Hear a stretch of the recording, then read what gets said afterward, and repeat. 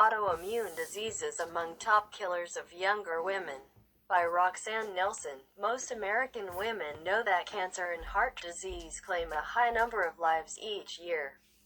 But many would be surprised to learn that the so-called autoimmune diseases, which include lupus and multiple sclerosis, rank up there as well. In fact, a new study shows they are among the top 10 causes of death of young and middle-aged women in the U.S. The autoimmune diseases are a varied group of more than 80 chronic disorders. They affect virtually every organ system in the body, but in all of the diseases, the underlying cause is the same, for reasons not yet understood. The body's immune system goes haywire and attacks the body's own tissues. It's a different sort of disease in that it strikes all over the body, Patrick Dowling, MD, MPH, tells WebMD. And that makes it harder to treat and harder to understand. But something sets off this reaction in that the system attacks itself, and we don't know why. Dowling, professor and chair of the Department of Family Medicine at the UCLA School of Medicine, was not involved in the study. About 75% of these illnesses occur in women.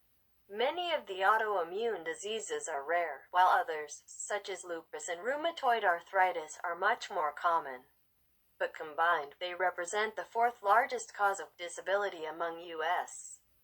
women. The study is important in that it points out that autoimmune diseases as a group are problematic and are an important cause of death in women, says Catherine McLean, MD, an assistant professor of medicine in the Division of Rheumatology at UCLA.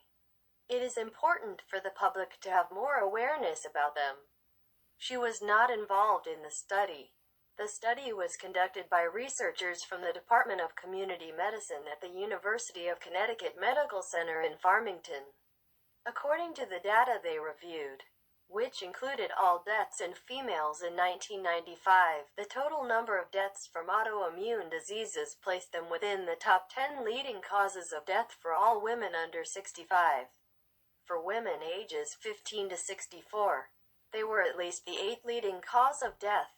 A major barrier to improving prevention, diagnosis, and treatment of these disorders is the fact that most medical centers don't have enough patients suffering from any one particular autoimmune disease to support appropriate research, says study co-author Stephen J. Walsh, SCD. One solution to this problem would be to create a system of regional registries of persons with autoimmune diseases, he says.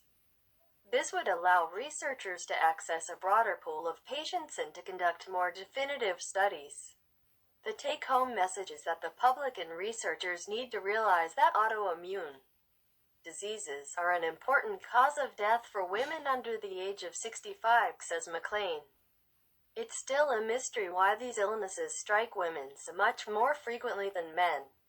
There may be some sort of hormonal factor or a pregnancy factor, or genetic components, Dowling says.